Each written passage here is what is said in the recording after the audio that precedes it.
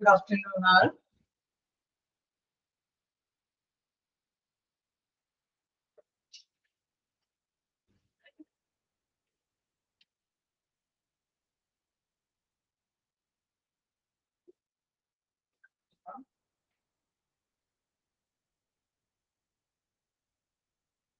Okay, കഴിഞ്ഞ ക്ലാസ്സിലെടുത്ത വായിച്ചു നോക്കിയായിരുന്നോ?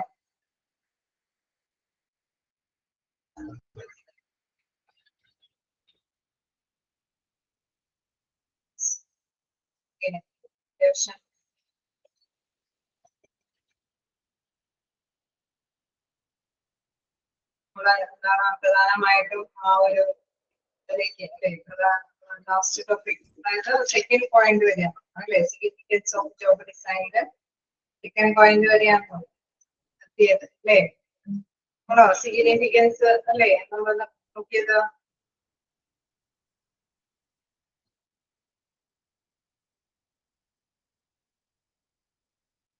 Significance of job design. Job evaluation കഴിഞ്ഞു. Okay. Second point, recruitment and selection വരെയാണ് അടുത്തത്.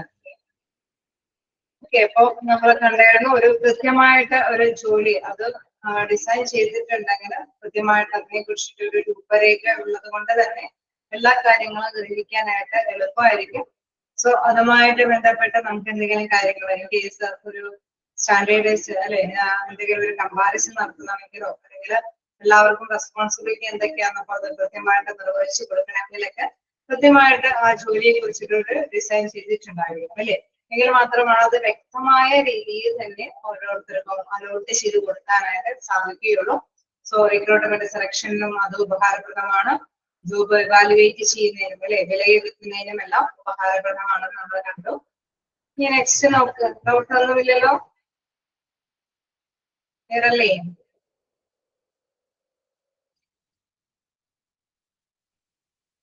നമുക്ക് കണ്ടിന്യൂ ചെയ്യാം. പരമാവധി റെസ്പോണ്ട് ചെയ്ത് പോകാനായിട്ട് ശ്രമിക്കാം. എന്നാലാണ് നല്ല രീതിയിൽ മൂവ് ചെയ്ത് പോകാനായിട്ട് സാധിക്കുള്ളൂ. അപ്പൊ നമുക്ക് നെക്സ്റ്റ് നോക്കാനുള്ള പോയിന്റ് എന്താണ്? Career planning and development. നല്ലൊരു ജോബ് ഡിസൈൻ ഉണ്ടെങ്കിൽ കരിയർ പ്ലാനിങ് ആൻഡ് ഡെവലപ്മെന്റ് എന്നത് കൊണ്ട് എന്താണ് ഉദ്ദേശിക്കുന്നത് നോക്കാം. The information helps the employees to understand the requirements of their role, understand the needs of other roles in the organization, and recognize the abilities necessary for their chosen professions. Okay, തീർച്ചയായിട്ടും നമുക്കറിയാം ഏതൊരു ഓർഗനൈസേഷനും അതിൻ്റെതായിട്ടുള്ള ഒരു ലക്ഷ്യമുണ്ട് അല്ലെ. അപ്പൊ തീർച്ചയായിട്ടും നമുക്കറിയാം ഈ ഒരു ഓർഗനൈസേഷനിൽ അത് കൃത്യമായിട്ട് അല്ലെ നമ്മുടെ information helps the employees to understand the requirements of the role. ആ ഓർഗനൈസേഷന്റെ ആവശ്യമനുസരിച്ചിട്ട് മനസ്സിലാക്കാനും അവരുടെ റോളുകൾ അല്ലെ ഏതൊരു എംപ്ലോയിയുടെയും പ്രധാനപ്പെട്ട ഡ്യൂട്ടികൾ എന്താണ് ചെയ്യേണ്ടതെന്ന് കൃത്യമായിട്ട് മനസ്സിലാക്കാനായിട്ട് സാധിക്കുന്നു. And recognize the ability necessary for the chosen profession. Case നമുക്കറിയാം ആ ഒരു ജോലിയുമായി ബന്ധപ്പെട്ട് അല്ലെ അവർക്ക് എന്തെങ്കിലുമൊക്കെ ഡെവലപ്മെന്റ് വരുത്തേണ്ടതുണ്ടെങ്കിൽ തീർച്ചയായിട്ടും അവരുടെ കഴിവുകൾ അല്ലെങ്കിൽ നോളജ് അത് വികസിപ്പിച്ചെടുക്കേണ്ടതുണ്ട് എങ്കിൽ അല്ലെ അത് അംഗീകരിക്കാനും കേസ് നമുക്കറിയാം അവിടെ ഒരു പെർഫോമൻസ് ഇവാലുവേറ്റ് ചെയ്യുന്നതനുസരിച്ചിട്ട് ആ ജോലിക്ക് അനുയോജ്യമായിട്ടുള്ള ഒരു പെർഫോമൻസ് അല്ല ജോലിയിൽ ഡിസൈൻ ചെയ്തിരിക്കുന്ന രീതിയിലെല്ലാം അവിടുത്തെ എംപ്ലോയീസ് വർക്ക് ചെയ്യണമെങ്കിൽ അങ്ങനെ ഒരു കമ്പാരിസൺ നടത്തി കഴിയുമ്പോൾ നമുക്ക് മനസ്സിലാവും ആ പ്രൊഫഷണലായിട്ട് ആ വ്യക്തികൾക്ക് കുറച്ചും കൂടി ട്രെയിനിങ് ആവശ്യമാണ് അല്ലെ, കുറച്ചും കൂടി നോളജ് അവർക്ക് പകർന്നു കൊടുക്കേണ്ടതുണ്ട്. അപ്പൊ കൃത്യമായിട്ട് ആ ഒരു വ്യത്യാസം എന്താണോ അതനുസരിച്ചിട്ട് അവർക്ക് പകർന്നു കൊടുക്കാനും സാധിക്കും. ഇൻ കേസ് നല്ലൊരു ജോബ് ഡിസൈൻ ഇല്ല എങ്കിൽ തീർച്ചയായിട്ടും നമുക്കറിയാം എംപ്ലോയ് ചെയ്യുന്നത് എന്തോ അത് അംഗീകരിക്കുകയാണ് ചെയ്യുന്നത് അല്ലെ. അതേസമയം ഓർഗനൈസേഷന്റെ ലക്ഷ്യം എന്താണെന്നും ആ ലക്ഷ്യത്തിലേക്ക് ഈ വ്യക്തികൾ എത്രത്തോളമാണ് പെർഫോം ചെയ്യുന്നതെന്ന് വിലയിരുത്തി കഴിയുമ്പോൾ നമുക്കറിയാൻ സാധിക്കും. ഓക്കെ, അവരുടെ പെർഫോമൻസ് എന്തെങ്കിലും ബാഡ് ഉണ്ടെങ്കിൽ അതിനനുസരിച്ചിട്ടുള്ള നെസസറി ആയിട്ടുള്ള എബിലിറ്റീസ് അവർക്ക് ലഭ്യമാക്കി കൊടുക്കാനായിട്ട് സാധിക്കുന്നു. അപ്പൊ കരിയർ പ്ലാനിങ് ആൻഡ് ഡെവലപ്മെന്റ്, അതായത് അവിടെയുള്ള എംപ്ലോയിയുടെ നോളജ് സ്കില്ല് ഡെവലപ്പ് ചെയ്തെടുക്കാനായിട്ടും എന്ത് ഹെൽപ്ഫുൾ ആണ്? ജോബ് ഡിസൈന് ഹെൽപ്ഫുൾ ആണ്. ഓക്കെ ആണോ? ക്ലിയർ ആണോ? ഓക്കെ ആണോ? ഓക്കെ, നമുക്ക് നെക്സ്റ്റ് നോക്കുകയാണെങ്കിൽ performance management. Okay, performance management okay നമുക്ക് കണ്ടിന്യൂ ചെയ്യാം. പെർഫോമൻസ് മാനേജ്മെന്റ് എന്ന് പറയുമ്പോൾ clearly defined roles allow managers and staff to develop a shared understanding of work performance expectations. Okay, തീർച്ചയായിട്ടും നമുക്കറിയാം നല്ലൊരു ക്ലിയർ സ്ട്രക്ചറോട് കൂടി അല്ലെ, ഒരു ഡിസൈനോട് കൂടി ഒരു ജോലി, ഒരു അക്കൗണ്ട് സെക്ഷൻ ആണെങ്കിലോ ഒരു അല്ലെങ്കിൽ എന്താണ് അവിടെ ഫ്രണ്ട് ഓഫീസിലെ സ്റ്റാഫ് ആണെങ്കിലും ഏത് തരത്തിലുള്ള ഡ്യൂട്ടി ആണെങ്കിലും ഒരു ക്ലിയർ പിക്ചറോട് കൂടിയിട്ടാണ് അവിടെ കൊടുക്കുന്നതെങ്കിൽ, എംപ്ലോയിക്ക് ലഭ്യമാക്കി കൊടുക്കുന്നതെങ്കിൽ തീർച്ചയായിട്ടും എന്താണ് അവരുടെ പെർഫോമൻസ് നമുക്ക് പ്രതീക്ഷിക്കാൻ സാധിക്കും. ഓക്കെ, ഇന്ന പോസ്റ്റിലെ വ്യക്തിയെ ഇന്ന രീതിയിൽ നിയമിക്കുന്നുണ്ടെങ്കിൽ ഈ ഡ്യൂട്ടികളെല്ലാം ചെയ്യാൻ ആ വ്യക്തി ബാധ്യസ്ഥനാണ് അല്ലെ. അപ്പൊ clearly defined roles allow managers and staff to develop shared understanding of work performance expectation. അവരുടെ നിന്ന് ആ എംപ്ലോയിൽ നിന്ന് എത്രത്തോളമാണ് എക്സ്പെക്ട് ചെയ്യുന്നത്, പ്രതീക്ഷിക്കുന്നത്, അതിനെ കുറിച്ചിട്ടും ക്ലിയർ പിക്ചർ അവർക്ക് മനസ്സിലാക്കിയെടുക്കാനായിട്ട് മാനേജ്മെന്റിന് മനസ്സിലാക്കിയെടുക്കാൻ സാധിക്കും. Capabilities benchmark help them identify and meet their professional development needs. വീണ്ടും പറയാണ്, നേരത്തെ പറഞ്ഞ മാതിരി തന്നെ ഇവരുടെ ആ ഒരു എക്സ്പെക്ടേഷൻസ് അല്ലെ, ആ വിചാരിക്കുന്ന ഒരു പെർഫോമൻസ് എക്സ്പെക്ടേഷനിലേക്ക് ഇവർ എത്തുന്നില്ല എങ്കിൽ അല്ലെ, capabilities bench mark help them അവരുടെ ആ ഒരു മാർക്കിംഗ് സ്റ്റാൻഡേർഡ് നോക്കുമ്പോൾ ആ സ്റ്റാൻഡേർഡ് അനുസരിച്ചിട്ട് തന്നെ ആക്ച്വൽ പെർഫോം ചെയ്യാൻ പറ്റുന്നുണ്ടോ എന്ന് ഐഡന്റിഫൈ ചെയ്തിട്ട് അവർക്ക് ക്ലിയർ ആയിട്ട് അല്ലെ, and meet their professional development needs, അവരുടെ ആവശ്യകത എന്താണെന്ന് മനസ്സിലാക്കാനായിട്ട് അല്ലെ. തീർച്ചയായിട്ടും ചിലപ്പോ നമുക്കറിയാം പുതിയ ഇന്നോവേറ്റീവ് ആയിട്ടുള്ള കാലഘട്ടം ആയതുകൊണ്ട് തന്നെ ചിലപ്പോ ചില ഭാഗങ്ങളിലൊക്കെ കുറച്ച് അല്ലെ എന്തെങ്കിലും ടെക്നിക്ക് അല്ലെങ്കിൽ പുതിയ പുതിയ എന്തെങ്കിലും മെഷീൻ്റെ ഒക്കെ ഹെൽപ്പ് കൊണ്ട് തന്നെ അവര് ചിലപ്പോൾ ഡെവലപ്പ് ചെയ്ത് പോകുന്നുണ്ടാവാം. സോ അങ്ങനെ വരുമ്പോൾ നമുക്കറിയാം കുറച്ച് അല്ലെ അവിടെ ഇങ്ങനെ എംപ്ലോയിക്ക് ചിലപ്പോൾ വേണമെങ്കിൽ ചില ഡെവലപ്മെന്റ് ടെക്നിക്കുകളൊക്കെ ലഭ്യമാക്കി കഴിഞ്ഞാൽ അവരെ എക്സ്പെക്ട് ചെയ്യുന്ന പെർഫോമൻസ് അല്ലെ അത് കുറച്ചും കൂടി ഡെവലപ്പ് ചെയ്തെടുക്കാം എന്നുള്ള ആ ഒരു മാനദണ്ഡത്തിൽ തന്നെ അവരെ മാർക്ക് ചെയ്തിട്ട് കുറച്ച് പ്രൊഫഷണൽ ഡെവലപ്മെന്റ് നേഴ്സുകൾ പരിഹരിക്കാനായിട്ട് ഈ ഒരു പെർഫോമൻസ് മാനേജ്മെന്റ്, അതായത് അവരുടെ പ്രകടനം വിലയിരുത്തിക്കൊണ്ട് ഈ ജോബ് ഡിസൈൻ അനുസരിച്ചിട്ട് സാധിക്കുമെന്നുള്ളതാണ്. അപ്പൊ നമ്മൾ മനസ്സിലാക്കേണ്ട ഒരു കാര്യം, ജോബ് ഡിസൈൻ ചെയ്യുമ്പോൾ തീർച്ചയായിട്ടും ഓരോ എംപ്ലോയിയുടെയും വർക്കുകൾ അവിടെ സ്റ്റാൻഡേർഡൈസ് ചെയ്ത് ഡിസൈൻ ചെയ്യുന്നുണ്ട് അല്ലെ. ദെൻ അവരുടെ പെർഫോമൻസ്, ആക്ച്വൽ ആയിട്ടുള്ള അവരുടെ പെർഫോമൻസ് നമ്മൾ വിലയിരുത്തി കഴിയുമ്പോൾ എന്താണ് സ്റ്റാൻഡേർഡിനോടൊപ്പം തന്നെ ആക്ച്വൽ പെർഫോമൻസ് ഓക്കെ ആണോ, ഇൻ കേസ് അതൊന്നും കൂടി ഡെവലപ്പ് ചെയ്തെടുക്കണമെങ്കിൽ പുതിയ പുതിയ മെഷീൻസോ അല്ലെങ്കിൽ പുതിയ പുതിയ ടെക്നിക്കുകളൊക്കെ ഉൾപ്പെടുത്തേണ്ടതുണ്ടോ എന്ന് മനസ്സിലാക്കാനായിട്ട് സാധിക്കുന്നു. So meet their professional development case. Okay, അവരെ തൊഴിലുമായി ബന്ധപ്പെട്ട എന്തെങ്കിലും ആവശ്യകതകൾ അത് വേണ്ടി വരുമോ അല്ലെ, അതും കൂടി ഇംപ്ലിമെന്റ് ചെയ്യേണ്ടതുണ്ടോ എന്നൊക്കെ കൃത്യമായിട്ട് മനസ്സിലാക്കാനായിട്ട് സാധിക്കുന്നു. അപ്പൊ കൃത്യമായിട്ട് ജോബ് ഡിസൈൻ ഉണ്ടെങ്കിലൊക്കെയാണ് ഇങ്ങനെയുള്ള ഇവാലുവേഷൻ നടത്താനായിട്ട് സാധിക്കുന്നത്. ഓക്കെ, ഇപ്പൊ പെർഫോമൻസ് മാനേജ്മെന്റ്, പ്രകടനം അവർക്ക് എക്സ്പെക്ട് ചെയ്യുന്നതനുസരിച്ചിട്ട് കൈകാര്യം ചെയ്യാനായിട്ട് സാധിക്കും. ഓക്കെയാണോ? നെക്സ്റ്റ് നോക്കാം, റിവാർഡ് ആൻഡ് റെഗുലേഷൻ. നമുക്കറിയാം ഒരു ജോബ് ഡിസൈൻ ഉണ്ടായെങ്കിൽ well defined capability standards simplify the process of evaluating work performance which is above expectation അല്ലെ. അവിടെ നമുക്ക് നേരത്തെ പറഞ്ഞ മാതിരി എന്താണ് അവിടെ എക്സ്പെക്ട് ചെയ്യുന്ന കാര്യങ്ങൾ വെച്ച് പെർഫോമൻസ് നോക്കുമ്പോൾ ഓക്കെ ഒരു വ്യക്തി നന്നായിട്ട് തന്നെ പെർഫോം ചെയ്യുന്നുണ്ട് എങ്കിൽ നമുക്കറിയാം നമ്മൾ സ്റ്റാൻഡേർഡിനേക്കാൾ അപ്പുറം അവൻ പെർഫോം ചെയ്യുന്നു. സോ അവനെ എന്താണ് അംഗീകരിക്കാനായിട്ടും അവന് പാരിതോഷികങ്ങളൊക്കെ കൊടുക്കാനായിട്ട് സാധിക്കുന്നു. Well defined capability standards simplify the process of evaluating work performance which is above expectation അല്ലെ. സാധാരണയായിട്ട് നമ്മൾ റിവാർഡ് അല്ലെങ്കിൽ അംഗീകാരങ്ങളൊക്കെ കൊടുക്കുന്ന എപ്പോഴാണ് ഒരു വ്യക്തി വർക്ക് ചെയ്യുമ്പോൾ നമ്മള് എല്ലാ വർക്കേഴ്സിനും നമ്മള് പാരിതോഷികങ്ങളൊക്കെ കൊടുക്കുമോ? എല്ലാ വർക്കേഴ്സിനും നമ്മൾ പാരിതോഷികങ്ങളൊക്കെ കൊടുക്കുമോ? റിവാർഡുകളൊക്കെ കൊടുക്കുമോ? ഇല്ല അല്ലെ. അവിടെ എക്സലന്റ് അല്ലെ, കുറച്ച് നല്ല ബെറ്റർ പെർഫോമൻസ് ചെയ്യുന്നവർക്കാണ് നമ്മൾ പാരിതോഷികങ്ങളും അവാർഡുകളൊക്കെ കൊടുക്കുന്നത്. സോ നമുക്ക് ഇങ്ങനെ അങ്ങനെ ഇവാലുവേറ്റ് ചെയ്യണമെങ്കിൽ എന്താണ് നേരത്തെ കുത്തി ആ ജോബിനെ കുറിച്ച് ഒരു ഡിസൈൻ ഉണ്ടാവും അല്ലെ. അപ്പൊ തീർച്ചയായിട്ടും സ്റ്റാൻഡേർഡ് അനുസരിച്ചിട്ട് അതിനേക്കാളും ബെറ്റർ ആയിട്ട് പെർഫോം ചെയ്യുന്നുണ്ടോ എന്ന് വിലയിരുത്താൻ സാധിക്കുകയും ചെയ്യും. അതിനനുസരിച്ചിട്ട് അവർക്ക് റിവാർഡുകളൊക്കെ കൊടുക്കാൻ സാധിക്കുകയും ചെയ്യും. So reward and recognition. നമുക്ക് നെക്സ്റ്റ് നോക്കിയാണെങ്കിൽ വർക്ക് ഫോഴ്സ് പ്ലാനിങ്. എന്താണ് വർക്ക് ഫോഴ്സ് പ്ലാനിങ് എന്ന് പറയുന്നത്? When all the individual roles in the organizations are considered together should meet the organization's capability needs. തീർച്ചയായിട്ടും നമുക്കറിയാം ഒരു ഓർഗനൈസേഷന്റെ ലക്ഷ്യം എന്താണോ ആ ലക്ഷ്യത്തിലേക്കാണ് എല്ലാ തൊഴിലാളികളും മൂവ് ചെയ്യുന്നത് അല്ലെ. അപ്പൊ തീർച്ചയായിട്ടും ഇങ്ങനെ മൂവ് ചെയ്യുമ്പോൾ ഓരോ ഇൻഡിവിജ്വലും അവരവരുടേതായിട്ടുള്ള പങ്കുകൾ കാഴ്ചവെക്കുന്നുണ്ട്. ഒരു തൊഴിൽ എന്ന് പറയുമ്പോൾ നമുക്കറിയാം വ്യത്യസ്ത മേഖലകളിലുള്ളവര് വ്യത്യസ്ത തൊഴിലുകളിലായിരിക്കും ഏർപ്പെടുന്നത്. സോ അതുകൊണ്ട് തന്നെ അവരെല്ലാവരും തന്നെ വർക്ക് ചെയ്യുന്നു.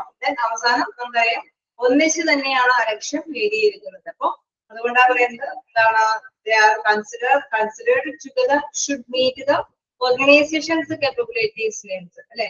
ഓർഗനൈസേഷന്റെ ആ ആവശ്യം അനുസരിച്ചിട്ട് തന്നെ ഓരോ ഇൻഡിവിജ്വലും അവരുടെ റോളുകളൊക്കെ നിർവഹിക്കുന്നു.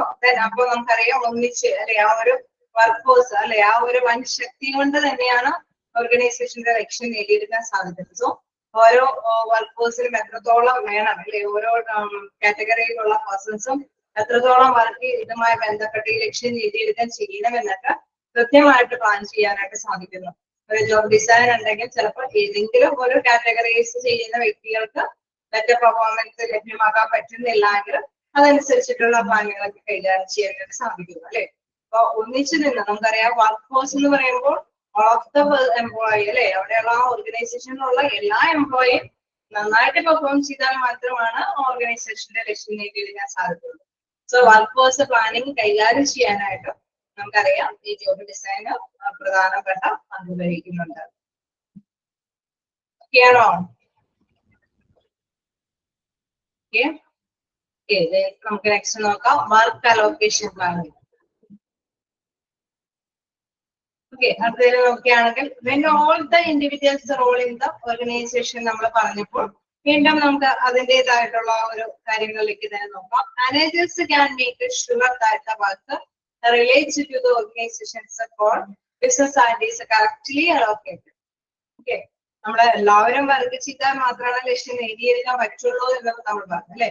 അപ്പൊ പ്രത്യേകമായിട്ടും ഓരോ കാറ്റഗറിയിലുള്ളവർക്ക് എങ്ങനെയുള്ള വർക്കുകളാണ് അലോട്ട് ചെയ്ത് കൊടുക്കണേ എന്നുള്ളത് ക്ലിയർ പിക്ചർ കിട്ടാനാണ് നമുക്ക് സാധിക്കുന്നത് അല്ലെ.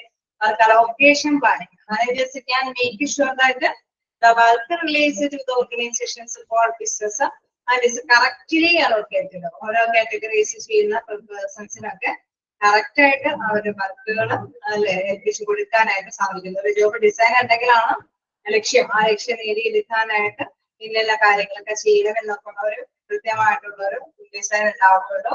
അതനുസരിച്ചിട്ട് നമുക്ക് ഓരോ ഇന്റലിജൻസിനും വർക്കുകൾ അലോട്ട് ചെയ്ത് കൊടുക്കേണ്ടതുണ്ട്.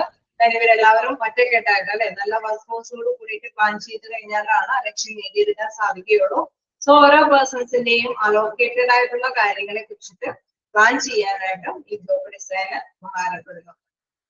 ജോബ് ഡിസൈൻ കൊണ്ട് നമുക്കറിയാം നല്ലൊരു സ്ട്രക്ചർ ഉണ്ടാകുന്നു, നല്ല ഘടന ഉണ്ടാകുന്നു. സോ അതുകൊണ്ട് തന്നെ നമുക്ക് കൃത്യമായിട്ട് തന്നെ ഓരോ കാര്യങ്ങൾ ചെയ്യാനായിട്ട് സാധിക്കുന്നു. അല്ലേ? അപ്പൊ ഹെഡിങ്ങുകളൊന്നും മാറിപ്പോകരുത്, ഓർത്ത് പോവാ. നിങ്ങൾക്ക് അതിന്റെ കണ്ടന്റ് എളുപ്പം മനസ്സിലാക്കാനായിട്ട് സാധിക്കുന്നതാണ്. ജോബ് ഡിസൈൻ കൊണ്ട് ജോബ് ഇവാലുവേഷൻ ചെയ്യാനായിട്ട് സാധിക്കുന്നു. Recruitment and selection, career planning and development, അതിന്റെ കണക്റ്റഡ് ആയിട്ട് തന്നെ പെർഫോമൻസ് മാനേജ്മെന്റ് നമുക്ക് അറിയാം. അതിനോടൊപ്പം തന്നെ അല്ലെ പെർഫോമൻസിനനുസരിച്ചിട്ട് reward and recognition, work force planning അതിനോട് റിലേറ്റ് ചെയ്ത് വർക്ക് അലോക്കേഷൻ പ്ലാനിങ്. നെക്സ്റ്റ് നോക്കാനുള്ളത് ഡിസിഷൻ ഓൺ ട്രെയിനിങ് ഇൻവെസ്റ്റ്മെന്റ്സ്.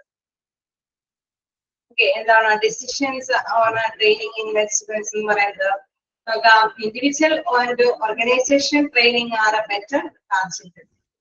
നമുക്കറിയാം എപ്പോഴും എന്തായാലും ട്രെയിനിങ് ഒക്കെ വേണമെന്നുള്ളത് അല്ലെ. നമുക്ക് ഒരു കറക്റ്റ് ആയിട്ടുള്ള പെർഫോമൻസ് ഇവാലുവേറ്റ് ചെയ്യുമ്പോൾ സ്റ്റാൻഡേർഡ് അനുസരിച്ചിട്ട് പോകുന്നില്ല എങ്കിൽ നമുക്കറിയാം അവിടെ എന്തെങ്കിലും കുഴപ്പങ്ങൾ ഉണ്ടെങ്കിൽ അതിനനുസരിച്ചിട്ടുള്ള മൂവ്മെന്റ് ചെയ്യണം അല്ലെ.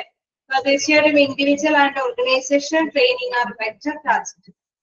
തീർച്ചയായും നല്ലൊരു ടാർഗറ്റിലേക്ക് അല്ലെ നല്ലൊരു ടാർഗറ്റ് അനുസൃതമായിട്ടുള്ള രീതിയിൽ തന്നെ അവരുടെ ഓർഗനൈസേഷൻ ട്രെയിനിങ് ഒക്കെ ഏതൊരു പേഴ്സൺസ് ആണെങ്കിലും ക്വാളിഫിക്കേഷൻ അല്ലെ അവരുടെ അക്കാദമിക്കായിട്ടുള്ള ക്വാളിഫിക്കേഷൻ ഒക്കെ കഴിഞ്ഞിട്ട് അത്യാവശ്യം ഒരു എക്സ്പീരിയൻസ് ഉണ്ടെങ്കിലാണ് അവർക്ക് നന്നായിട്ട് പെർഫോം ചെയ്യാനായിട്ട് സാധിക്കുള്ളൂ അല്ലെ. അപ്പൊ അങ്ങനെ ഫ്രഷേഴ്സ് ഒക്കെ ആണെങ്കിൽ തീർച്ചയായിട്ടും അവർക്ക് ട്രെയിനിങ് ലഭ്യമാക്കേണ്ടതുണ്ട്. അപ്പൊ അതനുസരിച്ചിട്ട് തന്നെ ട്രെയിനിങ് കൈകാര്യം ചെയ്ത് കൊടുക്കാനായിട്ട് ഈ ഒരു ഡിസൈൻ കൊണ്ട് സാധിക്കും. ഓക്കെ, ഡിസൈൻ ചെയ്തിരിക്കുന്ന രീതിയിൽ തന്നെ അവർക്ക് ഓരോരുത്തർക്കും അല്ലെ അതൊക്കെ രീതിയിലുള്ള കാര്യങ്ങൾ ചെയ്തു കൊടുക്കണം. ഓരോ കാറ്റഗറൈസ് ചെയ്തിരിക്കുന്ന പേഴ്സണിൽ നിന്നും എന്താണ് പ്രതീക്ഷിക്കുന്നത് അതനുസരിച്ചിട്ട് അവരെ ഒന്ന് അല്ലെ നമുക്കറിയാം ഡെവലപ്പ് ചെയ്തെടുക്കാനായിട്ടുള്ള ട്രെയിനിങ് കാര്യങ്ങളൊക്കെ തീരുമാനിക്കാനായിട്ട് ഈ ഒരു കാര്യം കൊണ്ട് ഗ്ലോബൽ ഡിസൈൻ കൊണ്ട് സാധിക്കുന്നു. ഓക്കെ, അപ്പൊ വ്യക്തിപരവും സംഘടനാപരവുമായിട്ടുള്ള ലക്ഷ്യങ്ങൾ അല്ലെ അത് തീരുമാനിക്കാനായിട്ട് ഇത് സഹായിക്കും. വീണ്ടും എൻഷുറിംഗ് വർക്ക് ഫോഴ്സ് സേഫ്റ്റി. എന്താണ് എൻഷുറിംഗ് വർക്ക് ഫോഴ്സ് സേഫ്റ്റി എന്ന് പറയുന്നത്? നോക്കാം, the information may help identifying threatening conditions, unhealthy environments or unsafe work practice or process which need to be addressed. നമുക്കറിയാം ഏതൊരു ഓർഗനൈസേഷൻ ആണെങ്കിൽ ചില അല്ലെ അതിൻ്റെതായിട്ടുള്ള അല്ലെ ബുദ്ധിമുട്ടുകൾ അപകടാവസ്ഥകൾ തരണം ചെയ്യേണ്ടതുണ്ടാവാം. സോ അങ്ങനെയുള്ള ഭീഷണികൾ അങ്ങനെയുള്ള വർക്കിംഗ് കണ്ടീഷൻസ് ഒക്കെ ഉണ്ട് എങ്കിൽ തീർച്ചയായിട്ടും ആ ഒരു അൺഹെൽത്തി എൻവയോൺമെന്റ് അത് സേഫ് ആക്കാൻ ആവശ്യമായിട്ടുള്ള പ്രാക്ടീസുകളെല്ലാം ഡിസൈൻ ചെയ്യുമ്പോൾ തന്നെ നമുക്കറിയാം ഇന്ന ഇതിലേക്ക് കടക്കുമ്പോൾ ഇന്ന റിസ്കുകൾ ഉണ്ടാവാനായിട്ടുള്ള സാധ്യതയുണ്ട്. അപ്പൊ അതനുസരിച്ചിട്ടുള്ള പ്രിക്കോഷൻസ് എടുക്കണം എന്നുള്ളത് നേരത്തെ കൂട്ടി അറേഞ്ച് ചെയ്യാൻ വേണ്ടി സാധിക്കുന്നു. Then it may also be used to identify return to work solutions as part of the recovery plan. Okay. Case എന്തെങ്കിലും അല്ലെ എന്തെങ്കിലും അപകടം സംഭവിച്ചാൽ തന്നെ എന്താണ് അതിൽ നിന്നും മോചനം നേടാനായിട്ട് എന്താണ് സൊല്യൂഷൻ അല്ലെ ആ ഒരു കാര്യങ്ങളെ കുറിച്ചിട്ട് നമുക്ക് എന്താണ് ഐഡന്റിഫൈ ചെയ്യാനായിട്ട് വിലയിരുത്താനായിട്ട് സാധിക്കുന്നു. ഗ്ലോബൽ ഡിസൈൻ എന്ന് പറയുമ്പോൾ ജോലിയുമായി ബന്ധപ്പെട്ടുള്ള ഒരു സ്ട്രക്ചർ ഉണ്ടാവുക എന്നുള്ളതാണ്. സോ അങ്ങനെ വരുമ്പോൾ അതുമായി ബന്ധപ്പെട്ട എന്തൊക്കെ റിസ്ക് വരാൻ സാധ്യതയുണ്ടെന്ന് മനസ്സിലാക്കാൻ സാധിക്കുന്നു. ഇനി ഇൻ കേസ് റിസ്ക് വന്നു പോയി കഴിഞ്ഞ് കഴിഞ്ഞാൽ തീർച്ചയായിട്ടും അതെങ്ങനെ ഓവർകം ചെയ്യാന്നുള്ളതും കൃത്യമായിട്ട് മനസ്സിലാക്കാനായിട്ട് സാധിക്കുന്നു. സോ അതുകൊണ്ടാണ് പറയുന്നത് എൻഷുറിംഗ് വർക്ക് ഫോഴ്സ് സേഫ്റ്റി. അത് ഉറപ്പുവരുത്തുന്ന അല്ലെ വർക്ക് ഫോഴ്സ് സേഫ്റ്റി ഉറപ്പുവരുത്തുന്ന എന്താണ് ഇതുകൊണ്ട് ഇതൊക്കെ ഉറപ്പുവരുത്താൻ സാധിക്കുന്നത് നമ്മൾ എന്തിന്റെ കാര്യങ്ങളാണ് പഠിക്കുന്നത്? സിഗ്നിഫിക്കൻസ് ഓഫ് ജോബ് ഡിസൈൻ അല്ലെ. ജോബ് ഡിസൈൻ ഉള്ളത് കൊണ്ടാണ് നമുക്ക് കൃത്യമായിട്ട് തന്നെ എൻഷുറിംഗ് വർക്ക് ഫോഴ്സ് സേഫ്റ്റി അല്ലെ ആ ഒരു കൃത്യമായിട്ടുള്ള വർക്ക് ഫോഴ്സ് സേഫ്റ്റി കൈകാര്യം ചെയ്ത് കൊണ്ടുപോകാനായിട്ട് സാധിക്കും. സോ മനസ്സിലാക്കുക എൻഷുറിംഗ് വർക്ക് ഫോഴ്സ് സേഫ്റ്റി കാരണം നമുക്ക് മുൻകരുതലുകൾ എടുക്കാനായിട്ട് സാധിക്കുന്നു. ഈ കേസ് സംഭവിച്ചു പോയി കഴിഞ്ഞാൽ അത് ഓവർകം ചെയ്യാനായിട്ടുള്ള കാര്യങ്ങളെ കുറിച്ചിട്ട് മനസ്സിലാക്കാൻ സാധിക്കും. ഓക്കെ അല്ലേ?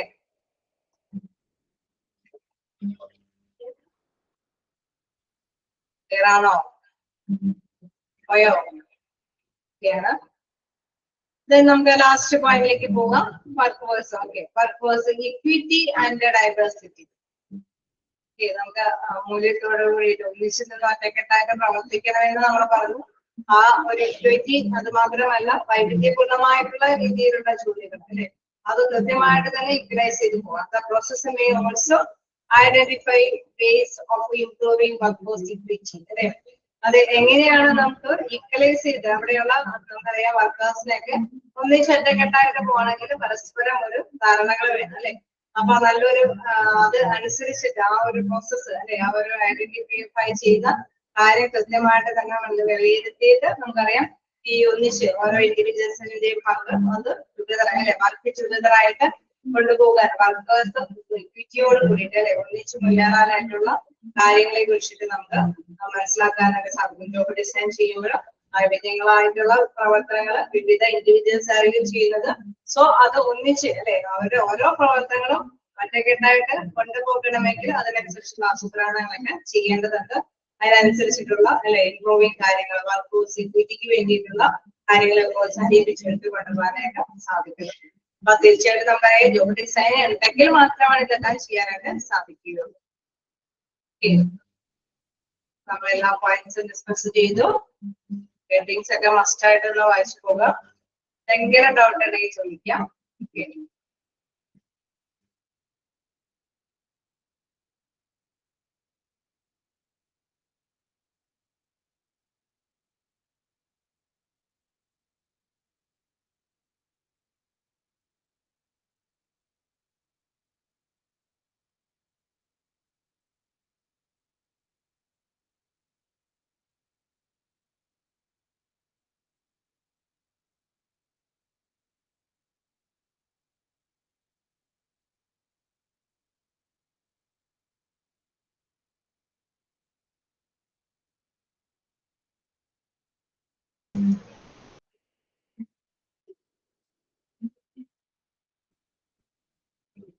നോക്കിയോ?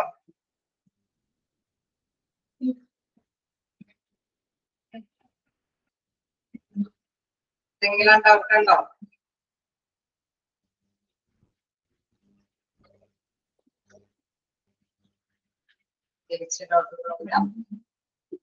അവിടെ ഹെഡിങ്സ് ഒക്കെ മസ്റ്റ് ആയിട്ട് തന്നെ വായിച്ചുവാനായിട്ട് ശ്രമിക്കുക.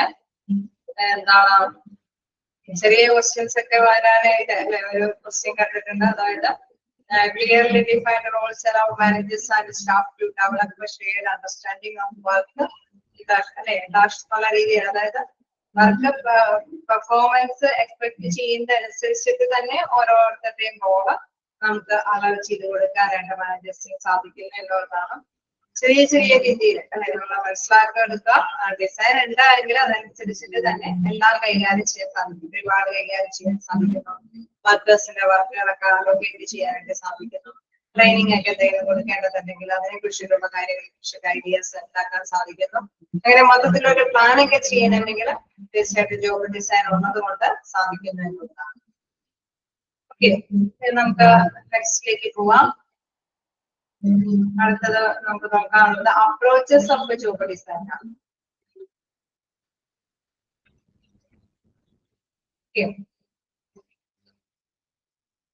അപ്പൊ അപ്രോച്ചസ് ഓഫ് ജോബ് ഡിസൈൻ എന്ന് പറയുമ്പോൾ തീർച്ചയായിട്ടും നമുക്കറിയാം ഏതൊക്കെ തരത്തിലുള്ള സമീപനങ്ങളാണെന്ന് നോക്കാം.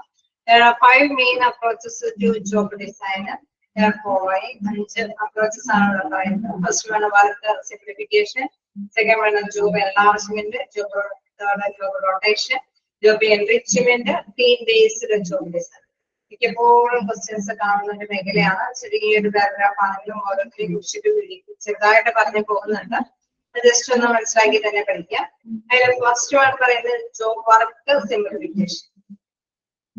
നമുക്കൊരു ജോബ് ഡിസൈൻ ഉണ്ടായെങ്കിൽ തീർച്ചയായിട്ടും നമുക്കറിയാം ഓരോ മിക്കവാറും നല്ല രീതിയിലുള്ള ജോബ് ഡിസൈൻ ആണെങ്കിൽ അത് കൃത്യമായിട്ട് തന്നെ ഓരോ വർക്കിനെ സ്പ്ലിറ്റ് ചെയ്ത് സിംപ്ലിഫൈ ചെയ്തിട്ടാണ് കൈകാര്യം ചെയ്ത് പോകുന്നത്. നോക്കാം. Assumes that work can be broken down into simple, repetitive tasks that maximize the efficiency. Okay. തീർച്ചയായിട്ടും എന്താണ് കാര്യക്ഷമത ഉയർത്തുന്നതിന് വേണ്ടിയിട്ട് നമുക്കറിയാം വലിയ വർക്കുകളൊക്കെ ആണെങ്കിൽ അത് ലഘൂകരിച്ച് കൊണ്ടുപോകണം. ദെൻ ടാസ്കുകളൊക്കെ നേടിയെടുക്കാനായിട്ടുള്ള ഇതിലേക്ക് അല്ലെ തീർച്ചയായിട്ടും ആ റെപ്പിറ്റേറ്റീവ് ആയിട്ടുള്ള ആക്ഷൻ കൊണ്ട് തന്നെ കാര്യങ്ങൾ ചെയ്തെടുക്കാനായിട്ടുള്ള പല പ്രാവശ്യം ഒരു കാര്യം വീട്ടിൽ വിട്ട് ചെയ്യുമ്പോഴുണ്ടാവുന്ന ആ ഒരു രീതി ഉപയോഗിച്ചിട്ട് തന്നെ നമുക്ക് എഫിഷ്യന്റ് ആയിട്ട് വർക്ക് ചെയ്യാനായിട്ട് സാധിക്കുന്നുണ്ട്. So assumes that work can be broken down into simple and repetitive tasks that maximize the efficiency. വീണ്ടും നോക്കാറുള്ളത് ജോബ് എൻലാർജ്മെന്റ് ആണ്. ജോബ് എൻലാർജ്മെന്റ് എന്ന് പറയുന്നത് process of expanding a job duties. അതായത് ജോലി ഒന്നുകൂടി വികസിപ്പിച്ചെടുക്കുക എന്നുള്ളതാണ്.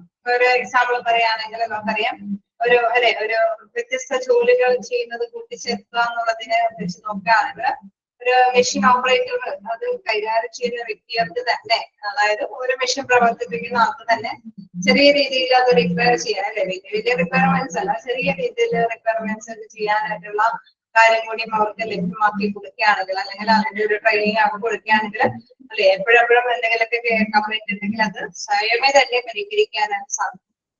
Job enlargement, the process of expanding a duties, job duties. ജോബിന്റെ ആ ഡ്യൂട്ടിയിൽ നിന്ന് കുറച്ചും കൂടി ഇല്ലേ അവർക്ക് റിപ്പയർ ചെയ്യാനായിട്ടുള്ള കാര്യങ്ങൾ കൂടി. അപ്പൊ എന്താണ് അഡീഷണൽ ആയിട്ടുള്ള ഒരു കാര്യം കൂടിയാണ്. നമുക്കറിയാം അത് സ്മൂത്ത് ആയിട്ട് പോകും അല്ലെ, അവർക്ക് യാതൊരു തടസ്സങ്ങളൊന്നും ഇല്ലാതെ തന്നെ മുന്നോട്ട് കൊണ്ടുപോകാനൊക്കെ അതുകൊണ്ട് സാധിക്കുന്നു. സോ ഫസ്റ്റ് വൺ എന്ന് പറയുന്നത് വർക്ക് സിംപ്ലിഫിക്കേഷൻ ആണ്. സെക്കൻഡ് വൺ എന്ന് പറയുന്നത് ജോബ് എൻലാർജ്മെന്റ്. ഓക്കെയാണോ? വർക്ക് സിംപ്ലിഫിക്കേഷനും ജോബ് എൻലാർജ്മെന്റ് ജസ്റ്റ് അത് ഞാൻ ഓരോന്ന് നിർത്തി പറയുന്നത് എനിക്കിപ്പോഴും കാണാറുണ്ട്. സോ അതുകൊണ്ട് തന്നെ അത് മനസ്സിലാക്കി പോകുക. Simple repetitive task that maximise efficiency അല്ലെ. Broke down into simple repetitive task, അത് ബ്രോക്ക് ഡൗൺ ആണ് അല്ലെ. അപ്പൊ വർക്ക് സിംപ്ലിഫിക്കേഷൻ എന്ന് പറയുന്നത് എന്താണ്?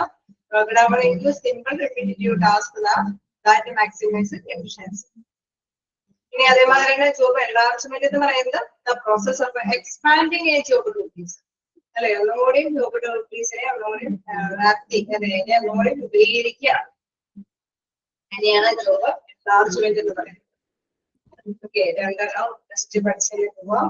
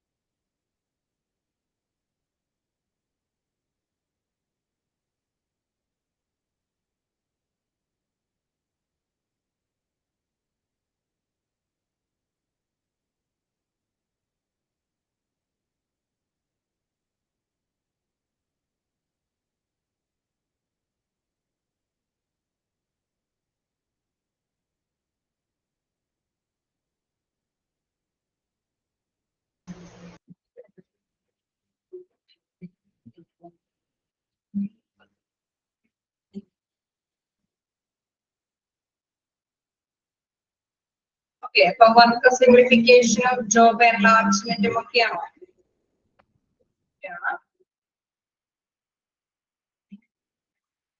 നമുക്ക് നെക്സ്റ്റ് നോക്കാം ജോബ് റൊട്ടേഷൻ. ജോബ് റൊട്ടേഷൻ എന്ന് പറയുന്നത് ഓക്കെ അല്ലേ? ക്ലിയർ അല്ലേ? വോയിസ് ഓക്കെ അല്ലേ?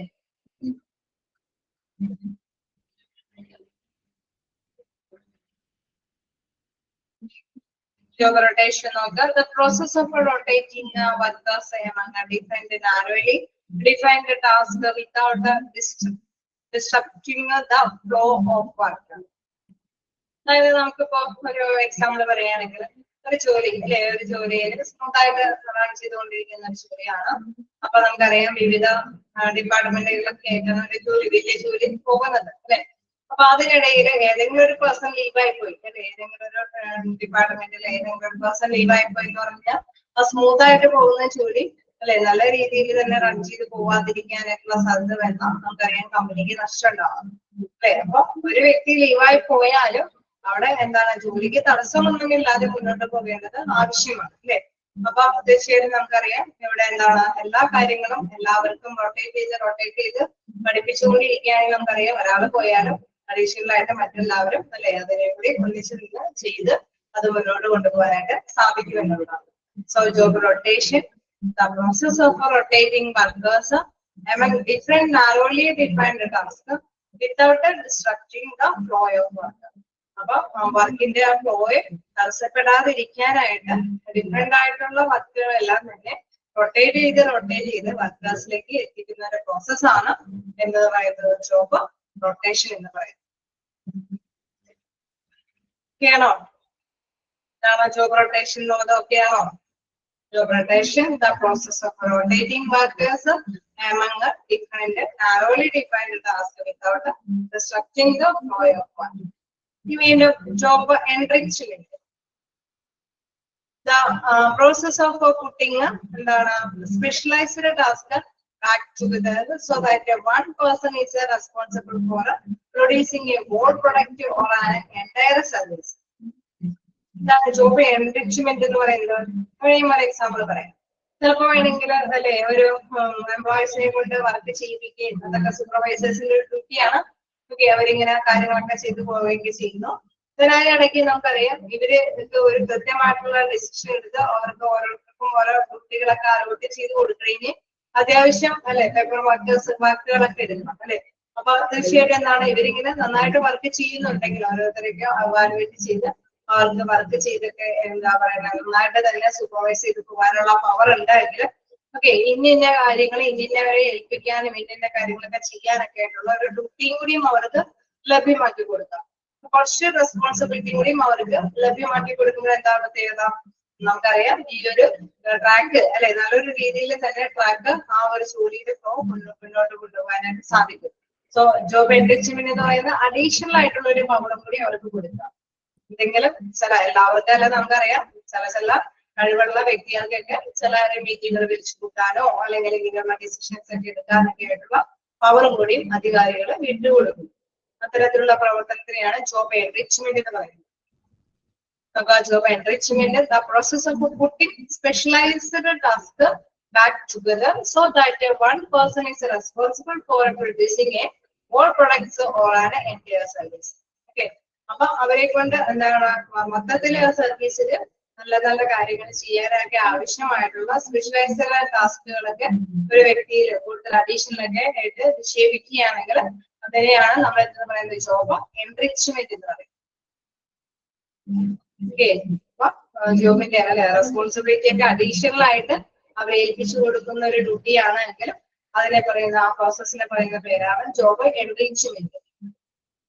അല്ലേ? Job rotation, job enlargement, job enrichment. ഒന്നെണ്ണം മാറിപ്പോകില്ലല്ലോ. ഒന്ന് ജസ്റ്റ് വായിച്ചു നോക്കേണ്ട, കാരണം മാറിപ്പോവാതിരിക്കാനായിട്ട് ശ്രമിക്കാം.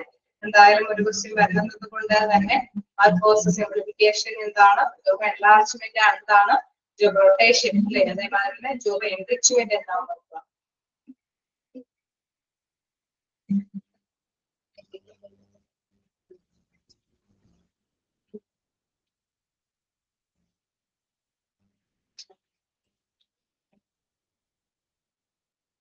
ഒരു പോയിന്റും കൂടി ഉണ്ട്, അതുകൂടി എടുക്കാലോ. ഓക്കെ അല്ലേ? നിങ്ങള് 4 പോയിന്റും ഒക്കെ അല്ലേ?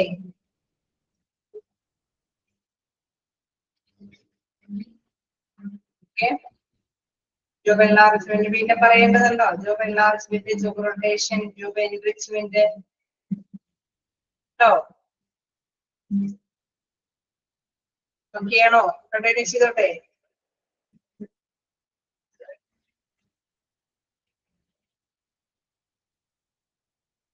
ഓക്കെ, ജോബ് എൻലാർജ്മെന്റിന്റെ ജോബ് എൻറിച്ച്മെന്റിന്റെ ഡിഫറൻസ് എന്താണെന്ന് നോക്കാം.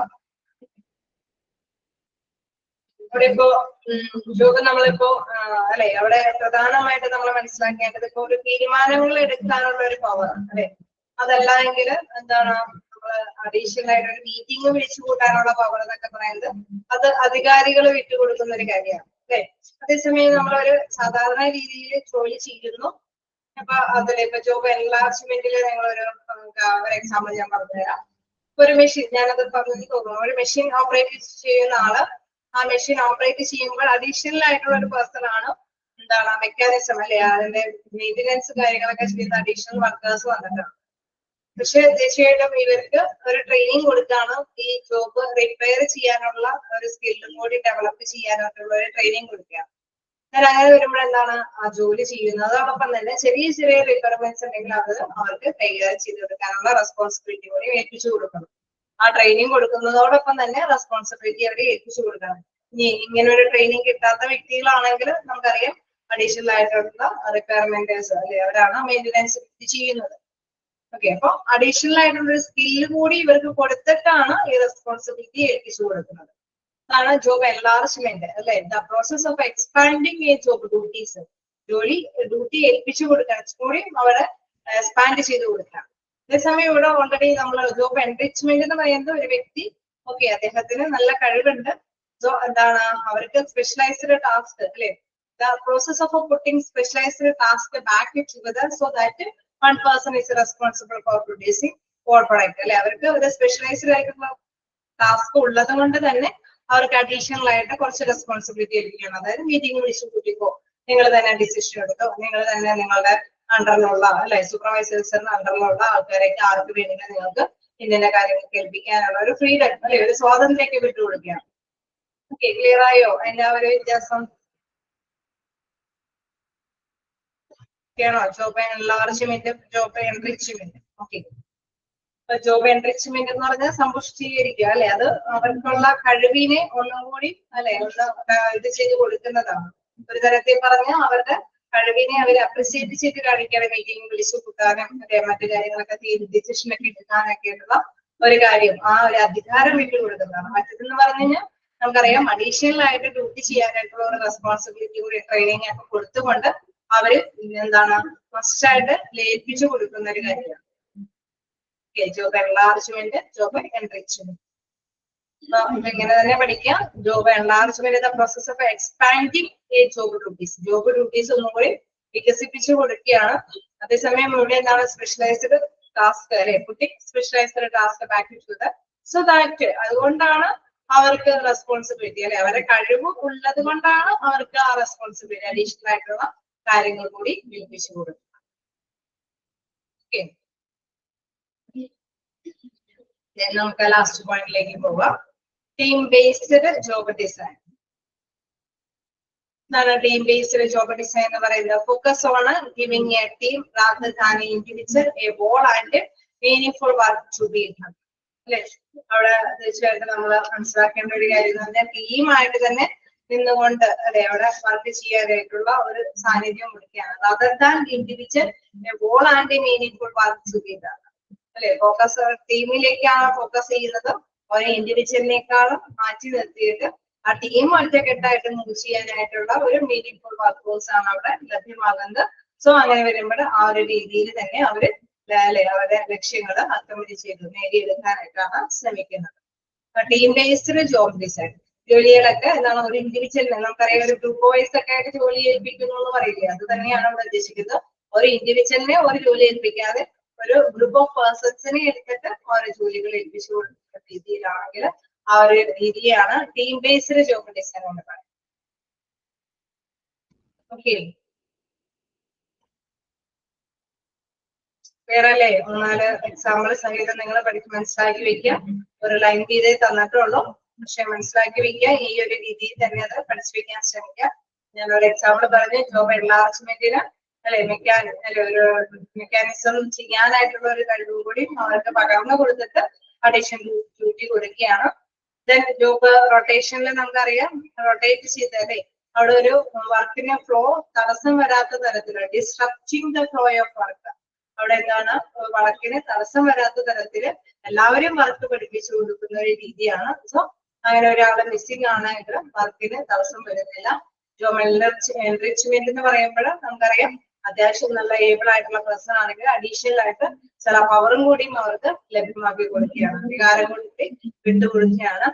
ടീം ബേസ്ഡ് ജോബ് ഡിസൈൻ എന്ന് പറയുമ്പോൾ ഇൻഡിവിജ്വലി ജോലി കൊടുക്കാതെ തന്നെ എന്താണ് ഗ്രൂപ്പ് വൈസ് ആയിട്ട് ജോലി കൊടുക്കുന്ന ഒരു ഡിസൈനിലേക്കാണ് വരുന്നത്. സോ ഒറ്റക്കെട്ടായിട്ട് മുന്നേറാനായിട്ട് സാധിക്കും.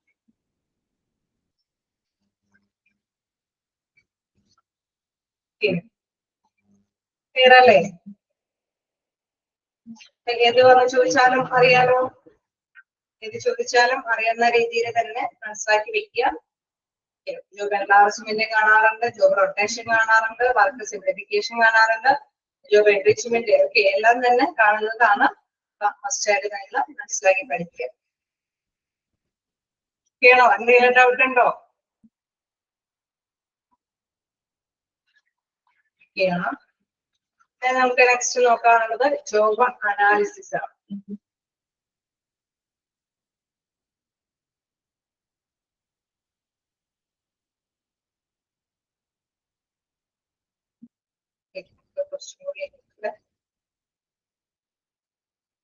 ജോബ് അനാലിസിന്റെ ഒരു പോർഷനും കൂടി കഴിഞ്ഞ് കഴിഞ്ഞാൽ നമ്മുടെ തീരും.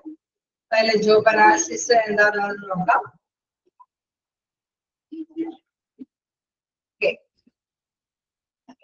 Job analysis, according to Edwin B. Flippo, job analysis is the process of studying and collecting information relating to the operations and the responsibilities of a specific job. Okay, ഒരു പ്രത്യേക ജോലി അത് ജോലി ചെയ്യുന്നതിന് വേണ്ടിയിട്ടുള്ള ഇൻഫോർമേഷൻസ് അല്ലെ, അത് എങ്ങനെയാണ് പലതരത്തിലുള്ള കാര്യങ്ങളൊക്കെ അതുമായി ബന്ധപ്പെട്ട ഉത്തരവാദിത്തങ്ങളൊക്കെ ഉണ്ടാവും. അതൊക്കെ അതുമായി ബന്ധപ്പെട്ട ആ ജോലിയുമായി ബന്ധപ്പെട്ട ഉത്തരവാദിത്തങ്ങൾ എന്തൊക്കെയാണ്, മറ്റ് അല്ലെ പല കാര്യങ്ങളും അതിനെ കുറിച്ചൊക്കെ അറിയേണ്ടതുണ്ട്. അപ്പൊ അത്തരത്തിലുള്ള ഇൻഫോർമേഷൻസുകളൊക്കെ കളക്ട് ചെയ്യുന്ന, അത് കളക്ട് ചെയ്ത് പഠിക്കുന്ന ഒരു പ്രോസസ്സിനെയാണ് എന്ത് പറയുന്നത്? Job analysis. ജോബ് വിശകലനം ചെയ്യുക അല്ലെ.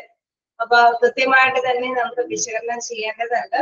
കാരണം അതിന്റെ റിസ്ക് എന്തെങ്കിലും ഉണ്ടെങ്കിൽ അതിന് മുൻകൂറായിട്ടുള്ള പ്രിപ്പറേഷൻസ് എടുക്കണം. അതേമാതിരി തന്നെ നല്ല രീതിയിലാണ് എങ്കിൽ അല്ലെ ആ വർക്ക് കൃത്യമായിട്ട് കാര്യക്ഷമമായിട്ട് ചെയ്യാൻ പറ്റുന്ന ഒരു രീതിയാണോ എന്ന് വിലയിരുത്തേണ്ടിയിരിക്കുന്നു. സോ അതുകൊണ്ട് തന്നെയാണ് അദ്ദേഹത്തിന്റെ ആരുടെ അഭിപ്രായത്തിലാണെന്നൊക്കെ പ്രത്യേകം നോട്ട് ചെയ്ത് പഠിക്കുക. ബി ഫ്ലിപ്പോ അല്ലെ, എഡ്വിൻ ബി ഫ്ലിപ്പോയുടെ അഭിപ്രായത്തിലാണ് job analysis the process of studying and collecting. Job analysis വിലയിരുത്തൽ എന്ന് പറയുന്നത് സ്റ്റഡി അല്ലെ, process of studying and collecting informations, വിവരങ്ങളെ കുറിച്ച് പഠിക്കുക, കളക്ട് ചെയ്യുക. ഇതുമായി ബന്ധപ്പെട്ട വിവരങ്ങളാണ് കളക്ട് ചെയ്യുകയും പഠിക്കുകയും ചെയ്തത്. Relating to the operations and responsibilities of a specific job, ഒരു ജോലി ചെയ്യേണ്ട പ്രവർത്തനങ്ങളെ കുറിച്ചിട്ടും അതോടൊപ്പം തന്നെ ഉത്തരവുകളെ കുറിച്ചിട്ടൊക്കെ കൃത്യമായിട്ട് തന്നെ പഠിക്കുക, അല്ലെങ്കിൽ അത്തരത്തിലുള്ള ഇൻഫോർമേഷൻസ് കളക്ട് ചെയ്യുക, ഒപ്പം പഠിക്കുകയും ചെയ്യുന്ന ഒരു പ്രോസസ്സാണ് എന്തെന്ന് പറയുന്നത്, ജോബ് അനാലിസിസ് എന്ന് പറയുന്നത്. വീണ്ടും നോക്കാം, the immediate products of this analysis are job description and job specification. Okay, ഈ ഒരു കാര്യത്തിന്റെ അല്ലെ പ്രധാനമായിട്ട് നമ്മൾ മനസ്സിലാക്കേണ്ട കാര്യം, immediate products of this analysis ആണ് job description and job specification. അപ്പൊ ഈ ഒരു പ്രധാനമായിട്ടുള്ള ജോബ് അനാലിസിസിന്റെ പ്രധാനപ്പെട്ട പ്രോഡക്ട്സ് എന്ന് പറയുന്നത് ജോബ് ഡിസ്ക്രിപ്ഷനും ജോബ് സ്പെസിഫിക്കേഷൻ ആണ്. ഈ ജോബ് സ്പെസിഫിക്കേഷനും ജോബ് ഡിസ്ക്രിപ്ഷനൊക്കെ എന്താണെന്നത് കൃത്യമായിട്ട് ഇവിടെ വിവരിക്കുന്നുണ്ട്. അത് അല്ലെ ഇവിടെ കൃത്യമായിട്ട് പറയുന്നുണ്ട്, job description and job specification. വീണ്ടും ജോബ് അനാലിസിസിന് കാറ്റഗറൈസ് ചെയ്തിട്ട് തന്നെയാണ് അതിൽ കൊടുത്തിരിക്കുന്നത്. ഒന്ന് job description and job specification. Okay, അപ്പൊ മനസ്സിലാക്കുക, വിലയിരുത്തുക എന്നുള്ളത് പ്രധാനപ്പെട്ട കാര്യമാണ്. സോ ഇതിലെ പ്രധാനമായിട്ട് പറയുന്നത് job analysis is the process of studying and collecting information. അല്ലെ, ഒരു പ്രോസസ് എന്തിന്റെ പ്രവർത്തനം എന്ന് പറയുന്നത് കളക്ടിങ് ഇൻഫോർമേഷൻസ് കളക്ട് ചെയ്യാനും പഠിക്കാനുമായിട്ടുള്ള ഒരു പ്രോസസ്സാണ്. ഞാൻ വീണ്ടും പറയുന്നു, relating to the operations and responsibility of a specific job. ഒരു ജോലി, ആ ജോലിയുമായിട്ട് ഉള്ള പ്രവർത്തനങ്ങൾ, അതിന്റെ ഉത്തരവാദിത്തങ്ങളൊക്കെ അല്ലെ, അതുമായി ബന്ധപ്പെട്ട എല്ലാ ഡീറ്റെയിൽസും നമ്മൾ മനസ്സിലാക്കേണ്ടതുണ്ട്. The immediate products of this analysis ആണ് ജോബ് ഡിസ്ക്രിപ്ഷൻസ്. അതിന്റെ പ്രത്യേകമായിട്ടുള്ള പ്രൊഡക്ട്സ് എന്ന് പറയുന്നത് ജോബ് ഡിസ്ക്രിപ്ഷനും ജോബ് സ്പെസിഫിക്കേഷനുമാണ്. ഓക്കെ, അപ്പൊ രണ്ട് ക്വസ്റ്റ്യൻസ് വരാൻ സാധ്യതയുള്ളത് ഭാഗമാണിത്. ആരാണ് ജോബ് അനാലിസിസിനെ നിർവചിച്ചിരിക്കുന്നത് എന്നുള്ള രീതിയിൽ ചോദിക്കാം. അതേമാതിരി തന്നെ ഇതിന്റെ ഇമ്മീഡിയറ്റ് പ്രൊഡക്ട്സ് എന്ന് പറയുന്നത് എന്തൊക്കെയാണെന്ന് നോക്കാം. ജോബ് ഡിസ്ക്രിപ്ഷൻ ആയിട്ട് ജോബ് സ്പെസിഫിക്കേഷൻ. അതേമാതിരി തന്നെ എന്താണ് അനാലിസിസിനെ ഡിഫൈൻ ചെയ്തിരിക്കുന്നത് എങ്ങനെയാണെന്ന് നോക്കാം. ഡിഫൈനിഷൻ മൊത്തം എഴുതേണ്ടതായിട്ട് വരും. അതായത് ഡെഫിനിഷൻ എന്തായാലും നിങ്ങളോട് ചോദിക്കാൻ പോകുന്നില്ല. അപ്പൊ ഇത് ആരാണ് ഈ ഡെഫിനിഷൻ എഴുതിയെന്നുള്ള കാര്യത്തിൽ നിങ്ങൾ ഉറപ്പ് വെച്ചേക്കാം. ജസ്റ്റ് ഒന്ന് വായിച്ചു നോക്കാം.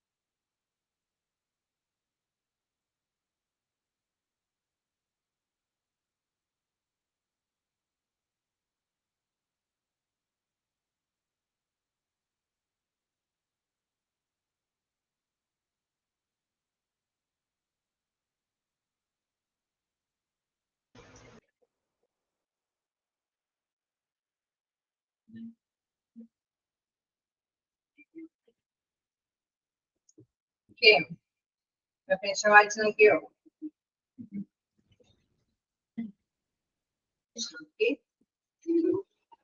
വീണ്ടും പറയേണ്ടതുണ്ടോ?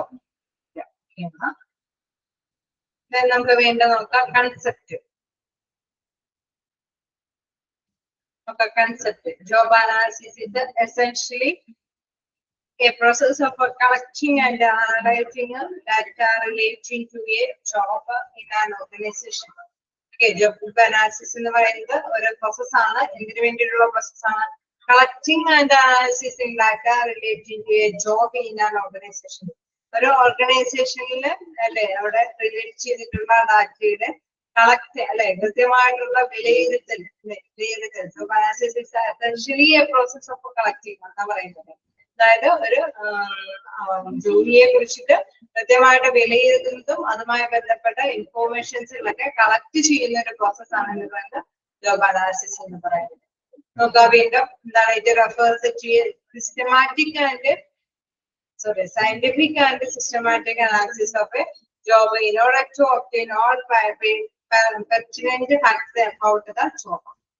Okay, അതായത് നമുക്കറിയാം, ഒരു ജോലിയെ കുറിച്ചിട്ട് നമുക്ക് കൃത്യമായിട്ട് അനലൈസ് ചെയ്യണമെങ്കിൽ നമുക്കറിയാം എല്ലാ തരത്തിലുള്ള ഇൻഫോർമേഷൻസ് കിട്ടും അല്ലെ. ആ ജോലി എന്താണ്, എന്തോരം ഡ്യൂറേഷൻ ഉണ്ട്, ജോലിക്ക് എന്തെങ്കിലുമൊക്കെ അപകട സാധ്യത ജോലിയാണോ അല്ലെ, എന്തെങ്കിലും അല്ലെ, എല്ലാ തരത്തിലുള്ള വിവരങ്ങളും നമുക്ക് ലഭ്യമാകേണ്ടതുണ്ട്. തീർച്ചയായിട്ടും ഏത് തരത്തിലുള്ള വർക്കേഴ്സിനെ ഏത് ടൈമിലൊക്കെ നമുക്ക് പോസ്റ്റ് ചെയ്യണം, ഓക്കെ, എത്രത്തോളമാണ് അതിന്റെ ലക്ഷ്യം ഉണ്ടാവുക എന്നൊക്കെ കൃത്യമായിട്ട് തന്നെ ഞാൻ നേരത്തെ കൂട്ടി ചിന്തിക്കേണ്ടതുണ്ട്. സോ അതുകൊണ്ട് തന്നെ ഞാൻ പറയുന്നത് it refers to a scientific and systematic analysis അല്ലെ, ശാസ്ത്രീയമായിട്ടുള്ള അനലൈസേഷൻ അവിടെ അല്ലെ അവിടെ ആവശ്യമാണ്. എന്താ പറയാ, ടു ഒബ്റ്റെയിൻ ഓൾ പേഷ്യൻസ് ഫാക്ട്സ് അബൌട്ട് ദ ജോബ് അല്ലെ, അവിടെ കൃത്യമായിട്ട് തന്നെ ജോലിയുമായി ബന്ധപ്പെട്ടുള്ള എല്ലാ പെർട്ടിനന്റ് ഫാക്ട്സ് എന്ന് പറയുന്നത് എന്താണ്, എല്ലാ തരത്തിലുള്ള ഡീറ്റെയിൽസും നമ്മൾ കണ്ടെത്തണം അല്ലെ. ഒരു ജോലി എന്ന് പറയുമ്പോൾ ആ ജോലി ലക്ഷ്യം എങ്ങനെ നേടിയെടുക്കാൻ സാധിക്കും, അല്ലെങ്കിൽ ആ ലക്ഷ്യം നേടിയെടുക്കാനായിട്ട് എന്തൊക്കെ റിസ്കുകളുണ്ട്, ഇതൊക്കെ മുൻകരുതലുകളൊക്കെ എടുക്കണം, എത്രത്തോളം അല്ലെ വർക്കിന്റെ സമയക്രമമൊക്കെ നമ്മൾ കൃത്യമായിട്ട് നിർദ്ദേശിക്കേണ്ടതുണ്ട്. ഞാൻ എന്ത് വർക്കാണെങ്കിലും അതിന്റെ മൂല്യം നമുക്കറിയാം, മാർക്കറ്റിൽ കമ്പോളം ചെയ്യണം അല്ലെ, തീർച്ചയായിട്ടും അവിടെ കസ്റ്റമേഴ്സ് ഉണ്ടാവണം. അത് സർവീസ് ഓറിയന്റഡ് ആണെങ്കിലും അല്ലെ പ്രോഡക്റ്റ് ഓറിയന്റഡ് ആയിട്ടുള്ള ഒരു കാര്യമാണെങ്കിലും ഇതെല്ലാം തന്നെ നമുക്ക് കൃത്യമായിട്ട് തന്നെ അനലൈസ് ചെയ്യേണ്ടതുണ്ട്. Job analysis has been defined as the process of determining by observing and studying the task which comprise the job, the method and the equipment used and the skills and attitudes required for successful performance of the job. ഇതില് പ്രധാനമായിട്ട് നമുക്കറിയാം ഒരു ജോലി ആയതുകൊണ്ട് തന്നെ ആ ജോലിയിൽ കുറെ പ്രോസസ് ഉണ്ട് അല്ലെ. അപ്പൊ തീർച്ചയായിട്ടും നല്ല രീതിയിൽ തന്നെ സ്റ്റഡി ചെയ്യേണ്ടതുണ്ട്, എങ്ങനെയൊക്കെയാണ് ആ ടാസ്കുകളൊക്കെ അച്ചീവ് ചെയ്യാൻ സാധിക്കുക എന്നുള്ളത് കൃത്യമായിട്ട് നോക്കേണ്ടതുണ്ട്. ഞാൻ അതേമാതിരി തന്നെ എന്തെങ്കിലും മെത്തേഡ്സുകളൊക്കെ അല്ലെങ്കിൽ ഒരുപാട് എക്യുപ്മെന്റ്സ് യൂസ് ചെയ്യേണ്ടതുണ്ടെങ്കിൽ അതുമായി ബന്ധപ്പെട്ടുള്ള കാര്യങ്ങൾ വേണം. അതിന്റെ skills and attitude require four successful performance of the job.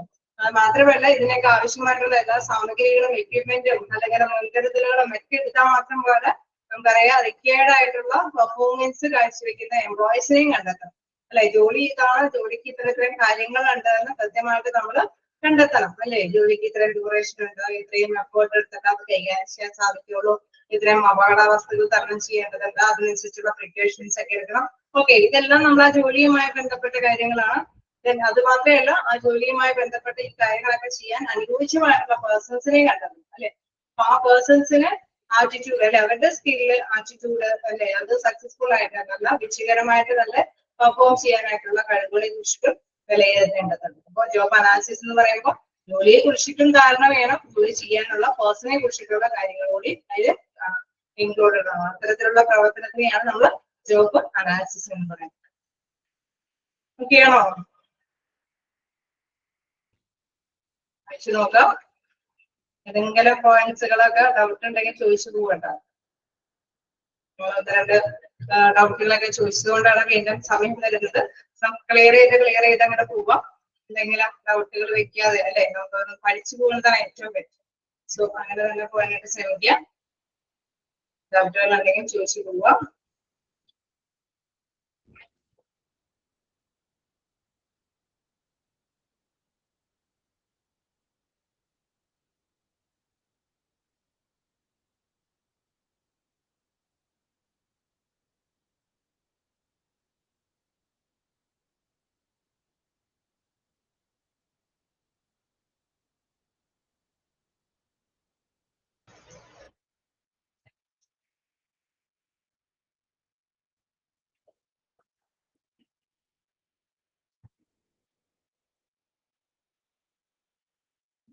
അല്ല നോട്ട് ചെയ്യാന്നൊക്കെ പറയുമ്പോൾ അല്ലെങ്കിൽ ശ്രദ്ധിച്ചു നോക്കാന്നൊക്കെ പറയുമ്പോഴൊന്ന് നോട്ട് ചെയ്ത് പോവാ. അല്ലെ പ്രത്യേകമായിട്ട് ഞാൻ അല്ലെ അദ്ദേഹത്തിന്റെ പേര് നോട്ട് ചെയ്യാൻ പറഞ്ഞിരുന്നു, ഡെഫിനിഷൻ നോട്ട് ചെയ്യാൻ പറഞ്ഞിരുന്നു. അതേപോലെ തന്നെ ഇത് ഇമ്മീഡിയറ്റ് പ്രോഡക്ട്സ് അല്ലെ, അത് ഏതൊക്കെയാണെന്നുള്ളത് മനസ്സിലാക്കുക. Job description and job specification ആണ്.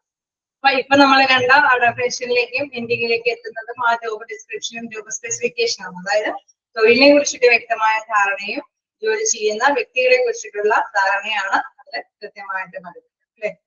അപ്പൊ അതൊക്കെ ഓർത്ത് വെച്ചേക്കാം. ഇതാണ് ജോബ് അനാലിസിസ് എന്ന് സിംപ്ലി ഇവിടെ റിലേറ്റ് ചെയ്ത് പറയുന്നുണ്ട്. Job analysis is essentially a process of collecting, analysing and data relating to a job in an organisation. Okay, അത് ചെയ്ത് പോവാം. ഓക്കെ, ഇനി നമുക്ക് നെക്സ്റ്റ് നോക്കാനുള്ളത് പ്രോസസ് ഓഫ് ജോബ് അനാലിസിസ് ആണ്. ഹെഡിങ്സിൽ നമുക്കൊന്ന് ജസ്റ്റ് നോട്ട് ചെയ്ത് പോവാം. ഇതിന്റെ ഹെഡിങ്സിന്റെ ഒക്കെ പ്രത്യേകത പ്രോസസ് ഒക്കെ വരുമ്പോൾ which is first process, which is next process, which is the last process എന്നൊക്കെ പറഞ്ഞുകൊണ്ട് ഇങ്ങനെ ചോദിക്കും അല്ലെ. അപ്പൊ അതുകൊണ്ട് തന്നെ ഈ സ്റ്റേജും പ്രോസസ് ഒക്കെ പഠിക്കുമ്പോൾ ആ ഓർഡറിൽ തന്നെ പോകാനായിട്ട് ശ്രമിക്കുക അല്ലെ. ഫസ്റ്റ് പറയുന്ന പ്രോസസ് എന്ന് പറയുന്നത് ഡിഫൈനിങ് ഒബ്ജക്റ്റീവ്സ് ആണ്. അതാണ് defining objectives. Then preparing job analysis. Then second one is preparing job analysis. Then third one is performing job analysis. Okay, question. എന്താ പറയുന്നത് വളരെ സിമ്പിൾ ആയിട്ട് തന്നെ മനസ്സിലാക്കി പോകാവുന്ന പോയിന്റ്സ് ഒക്കെ തന്നെയാണ്. ജസ്റ്റ് ഹെഡിങ് നിങ്ങൾ ഓർഡർ ആയിട്ട് തന്നെ പഠിച്ചു പോവുക. ഡിഫൈനിങ് ഒബ്ജക്റ്റീവ്സ് പ്രോസസ്സിന്റെ first process defining objectives. Then second one is preparing job analysis. Then third one is performance job analysis. Then എന്താണ് fourth one എന്ന് പറയുന്നത് designing job descriptions and job specifications. Job descriptions and job specifications. Last one is controlling job descriptions and job specification. Okay, job description and job specification ഒക്കെ നിങ്ങൾ നല്ലപോലെ തന്നെ ഇവിടെ പഠിക്കുന്നുണ്ട് അല്ലെ. ജോബ് ഡിസ്ക്രിപ്ഷൻ എന്താണ്, ജോബ് സ്പെസിഫിക്കേഷൻ എന്താണെന്നൊക്കെ. ഓക്കെ, അപ്പൊ അതില് കൃത്യമായിട്ട് തന്നെ നിങ്ങൾ പഠിച്ചു പോകും. നാളെ ഓർഡർ മനസ്സിലാക്കി തന്നെ പഠിക്കുക. Defining objectives, then second one preparing job analysis, then performing job analysis, designing job descriptions and job specifications, then controlling job descriptions and job specifications. Okay, heading വീണ്ടും പറയേണ്ടതില്ലല്ലോ. ഫസ്റ്റ് പോയിന്റ് എന്താണ്, അല്ലെങ്കിൽ പെർഫോമൻസ് ജോബ് അനാലിസിസിന് ശേഷമുള്ള point എന്താണ്, അല്ലെങ്കിൽ it is last പ്രോസസ്സിലൊക്കെ ഉള്ള രീതിയിൽ വന്നു കഴിഞ്ഞാൽ ഓർഡർ അനുസരിച്ചിട്ട് തന്നെ പഠിക്കുക. ഓക്കെ ആണോ?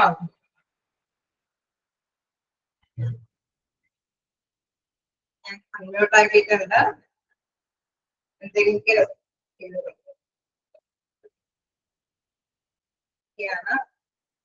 എന്തെങ്കിലും ഡൗട്ട് ഉണ്ടെങ്കിൽ ചോദിക്കാം കേട്ടോ. ഞാൻ അൺമ്യൂട്ട് ആക്കിയിട്ടുണ്ട്.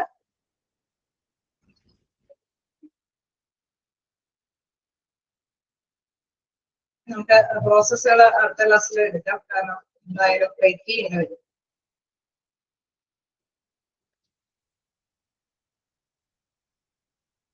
എന്തെങ്കിലും ഡൗട്ടുകൾ ഉണ്ടെങ്കിൽ ചോദിച്ചു പോവാം. നമ്മളെ ലാസ്റ്റ് പഠിച്ച ആ ഒരു പ്രോസസ്സ് എന്തായാലും നിങ്ങൾ ഓർത്ത് തന്നെ പഠിക്കുക. ഞാൻ ചോദിക്കാം, ലാസ്റ്റ് പ്രോസസ് എന്താന്ന് പറയുന്നത്? It is the last process of job analysis. Controlling job description and job specification. Okay. First one. Defining objectives. അത് ആ രീതിയിൽ തന്നെ ഓർത്ത് തന്നെ പഠിക്കുക. നെക്സ്റ്റ് എന്നൊക്കെ പറഞ്ഞ രീതിയിൽ ചോദിച്ചു കഴിഞ്ഞാൽ ഓർത്ത് വെച്ചേക്കാം. പിന്നെ ജോബ് അനാലിസിസിന്റെ ഡെഫിനിഷൻ നമുക്ക് ഫസ്റ്റിൽ തന്നെ കൊടുത്തിട്ടുണ്ട്. According to Edwin D Fuco ആണ് അത് പറഞ്ഞിരിക്കുന്നത്. സോ അത് അങ്ങനെ തന്നെ പഠിച്ചു വെക്കാം. ദ പ്രോഡക്ട്സ് ഓഫ് ദിസ് അനാലിസിസും ഇമ്പോർട്ടന്റ് ആണ്. എന്തൊക്കെ പ്രോഡക്ട്സ് എന്നാ പറയുന്നത്? ജോബ് ഡിസ്ക്രിപ്ഷൻസ് ആണ്, ജോബ് സ്പെസിഫിക്കേഷൻസ്. ജസ്റ്റ് നിങ്ങൾ മനസ്സിലാക്കി വെക്കുക. ജോബ് ഡിസ്ക്രിപ്ഷൻസ് എന്ന് പറയുന്നത് ജോലിയുമായി ബന്ധപ്പെട്ട എല്ലാ കാര്യങ്ങളും. എന്ത് ജോലിയാണ്, ആ ജോലിയുടെ അപകടാവസ്ഥകള്, മുൻകരുതലുകള്, എത്ര സമയം ചെയ്യേണ്ട ജോലിയാണ്, അങ്ങനെ ജോലി സംബന്ധമായിട്ടുള്ള വിവരങ്ങളാണ് ജോബ് ഡിസ്ക്രിപ്ഷനിൽ വരുന്നത്. ജോബ് സ്പെസിഫിക്കേഷൻ എന്ന് പറയുന്നത് ആ പറഞ്ഞിരിക്കുന്ന ജോലി ചെയ്യാൻ അനുയോജ്യമായിട്ടുള്ള സ്കിൽഡ് അല്ലെ, എത്രത്തോളം കഴിവുള്ള പേഴ്സൺസ് ആണ്, എന്ത് ക്വാളിഫിക്കേഷൻ ആണ് വേണ്ടത് അല്ലെ, അങ്ങനെ എന്തെങ്കിലും ഫിസിക്കൽ ആയിട്ടുള്ള അല്ലെ ക്വാളിറ്റി ഒക്കെ വേണ്ടതുണ്ടെങ്കിൽ അത്തരത്തിലുള്ള ക്വാളിറ്റി, അതിനെ കുറിച്ചിട്ട് ജോലി ചെയ്യുന്ന വ്യക്തികൾക്ക് അല്ലെ ആ എംപ്ലോയിക്ക് വേണ്ടിയിരിക്കുന്ന കാര്യങ്ങളാണ് ജോബ് സ്പെസിഫിക്കേഷൻസിൽ പറയുന്നത്. ഓക്കെ, ഇതിന്റെ ഞാൻ പറഞ്ഞു ജോബ് ഡിസ്ക്രിപ്ഷനും ജോബ് സ്പെസിഫിക്കേഷനും താഴേക്ക് കൂടുതൽ ഡീറ്റെയിൽ ആയിട്ട് തന്നെ പഠിക്കാനുണ്ട്. സോ അത് ആ ടൈമിൽ ഡിസ്കസ് ചെയ്യാം. ണോ? പിന്നത്തെ പോയിന്റ്സ് ഒക്കെ നിങ്ങൾ പഠിച്ചു കഴിഞ്ഞു അല്ലേ? സിഗ്നിഫിക്കൻസ് ഓഫ് ജോബ് ഡിസൈനും വാല്യുവേഷൻ, റിക്രൂട്ട്മെന്റ് ആൻഡ് സെലക്ഷൻ. അവിടെ നിന്നൊക്കെ ചെറിയ ചെറിയ പോയിന്റ്സ് ഒക്കെ വന്നു കഴിഞ്ഞാൽ നിങ്ങൾ ഓർത്ത് വെച്ചേക്കാം. ഇതാണ് പെർഫോമൻസ് മാനേജ്മെന്റിൽ പറയുന്നത്. അല്ലെങ്കിൽ റിവാർഡ് റെക്കഗ്നീഷൻ, ജോബ് ഡിസൈൻ എന്താണ് ബന്ധം അത് തീർച്ചയായിട്ടും അറിയാം. നല്ലൊരു വ്യക്തമായിട്ടുള്ള സ്ട്രക്ചർ ഉണ്ട്. എങ്കിൽ സ്റ്റാൻഡേർഡ് അനുസരിച്ചിട്ട് ആക്ച്വൽ പെർഫോം ചെയ്യുന്നുണ്ടെന്ന് ഇവാലുവേറ്റ് ചെയ്തിട്ട് അവർക്ക് അതനുസരിച്ചിട്ടുള്ള റിവാർഡ് റെക്കഗ്നീഷൻ ഒക്കെ കൊടുക്കാൻ സാധിക്കും അല്ലെ. ഒന്നിച്ച് അല്ലെ ഒറ്റക്കെട്ടായിട്ട് മൂവ് ചെയ്യാനായിട്ടുള്ള കാര്യങ്ങളെ കുറിച്ച് പ്ലാൻ ചെയ്യാൻ സാധിക്കും. നല്ല രീതിയിൽ ഓരോ ഇൻഡിവിജ്വൽസിനും മാർക്കുകളൊക്കെ അലോക്കേറ്റ് ചെയ്ത് കൊടുക്കാനായിട്ട് സാധിക്കും. അതേമാതിരി തന്നെ വർക്ക് ഫോഴ്സ് സേഫ്റ്റി അവരുടെ പ്രിപ്പറേഷൻസ് എടുക്കേണ്ടതുണ്ടെങ്കിൽ അത്തരം മുൻകരുതലുകളൊക്കെ എടുക്കാനായിട്ട് സാധിക്കും. സോ ഏതും പോയിന്റ് വെച്ച് ചോദ്യം വന്നാലും നിങ്ങൾ മനസ്സിലാക്കി വെക്കുക. വെൽ ഡിസൈൻഡ് ആയിട്ടുള്ള ജോബ് ആണെങ്കിൽ ഇത്തരം കാര്യങ്ങളൊക്കെ നേടിയെടുക്കാനായിട്ട് അല്ലെ വളരെ കൃത്യമായിട്ട് തന്നെ കൈവരിക്കാനായിട്ട് സാധിക്കുന്നു. ഓക്കെ, അപ്പൊ നമുക്ക് നെക്സ്റ്റ് ക്ലാസ്സിൽ കാണാൻ വേറെ പ്രത്യേകിച്ച് ഡൗട്ടുകളൊന്നുമില്ല. നമുക്ക് പ്രോസസ് ഓഫ് ജോബ് അനാലിസിസ് ഒപ്പം തന്നെ അവിടെ വരുന്നത് ആ പർപ്പസ് ഓഫ് ജോബ് അനാലിസിസും കൂടിയാണ്. നെക്സ്റ്റ് ക്ലാസ്സോടുകൂടി നമുക്ക് ഫസ്റ്റ് ചാപ്റ്റർ അവസാനിപ്പിക്കാം.